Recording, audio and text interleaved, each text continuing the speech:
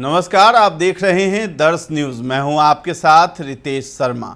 बिहार में लंबे समय से विवादों में रहे भारतीय प्रशासनिक सेवा के अधिकारी के पाठक को राज्य सरकार ने गुरुवार को शिक्षा विभाग के अपर मुख्य सचिव पद से हटाकर राजस्व भूमि सुधार विभाग का अपर मुख्य सचिव बना दिया है।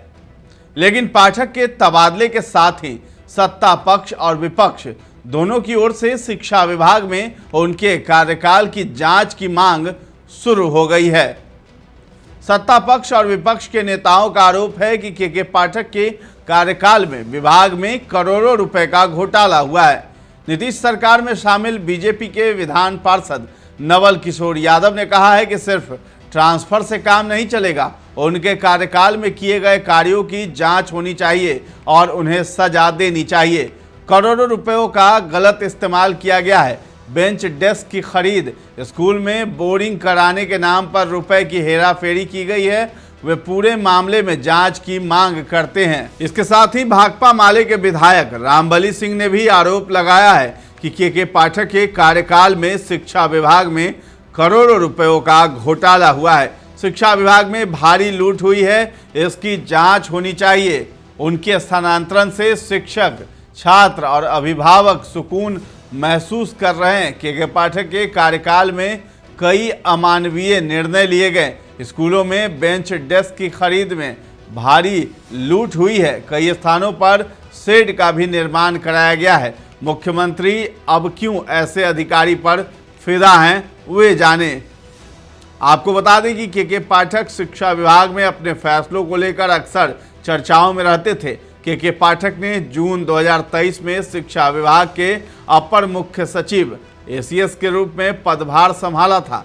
शिक्षा विभाग को लेकर उनके काम करने के तरीके पर कई बार सवाल भी खड़े हुए थे। कुछ महीने पहले स्कूलों में टाइमिंग को लेकर बिहार के मुख्यमंत्री नीतीश कुमार और के पाठक के बीच में तालमेल की कमी की खबरें आई थी। विवाद खड़ा हुआ था कि के पाठक मुख्यमंत्री की भी बात नहीं सुनते हैं। शिक्षा विभाग के अपर मुख्य सचिव के पाठक का तबादला अब शिक्षा विभाग से भूमि एवं राजस्व विभाग में कर दिया गया है। एस सिद्धार्थ एसीएस कैबिनेट सचिवालय और सीएम के प्रिंसिपल सेक्रेटरी को शिक्षा विभाग का अतिरिक्त प्रभार दिया गया है।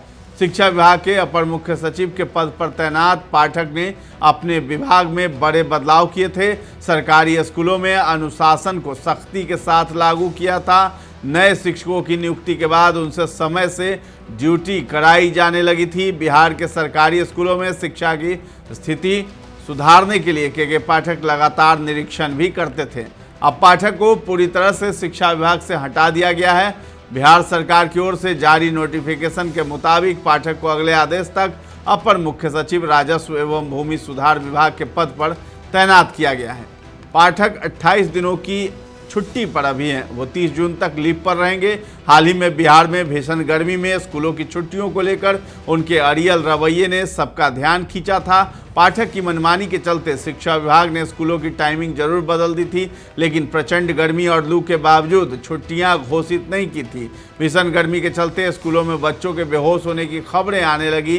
विपक्ष के साथ साथ सत्ता पक्ष के कई नेताओं ने नाराजगी जताई थी। इतना ही नहीं, बिहार के राज्यपाल ने भी इस संबंध में चिंता जताते हुए सरकार से आवश्यक कदम उठाने के लिए कहा था। हो हल्ला मचने पर सीएम नीतीश कुमार ने मुख्य सचिव ब्रजेश मेहरोत्रा को स्कूलों को बंद करने के निर्देश दिए थे।